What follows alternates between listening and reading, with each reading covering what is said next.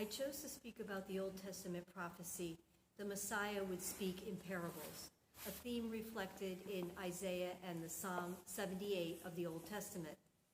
The use of the parables is not a new way of teaching invented by Jesus. He followed in the path of many Old Testament prophets whose mission was to speak to the people on behalf of God, or Yahweh. They wanted to nudge the people of Israel to reflect on their lives, repent sincerely, change their ways, and turn back to God. So what is a parable?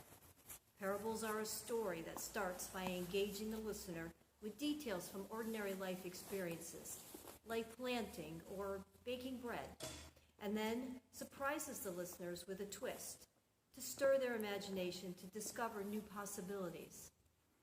While there are parables in all three synoptic gospels, you'll remember that that's Mark, Matthew, and Luke, the term parable occurs 15 times in the Gospel of Matthew.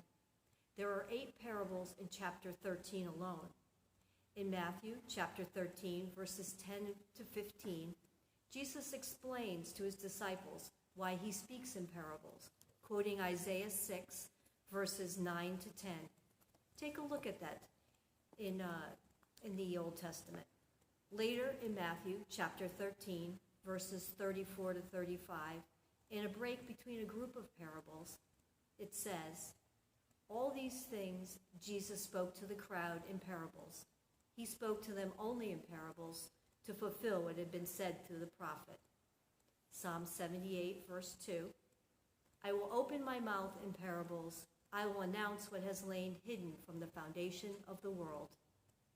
Parables on Jesus' lips become an invitation to a new way of being in the world, new possibilities. Today, as in the New Testament, he challenges us to hear or to not hear. If we truly hear, we can become disciples of Jesus.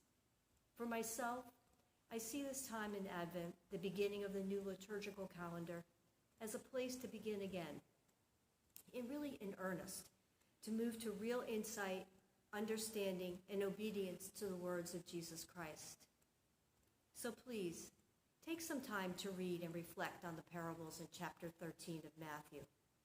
Discover the parables all over again yourself, and hear them, really hear them with your heart, as did the disciples of Jesus. Experience the joy that comes from finding what has been lost. And yes, there is a parable for that too.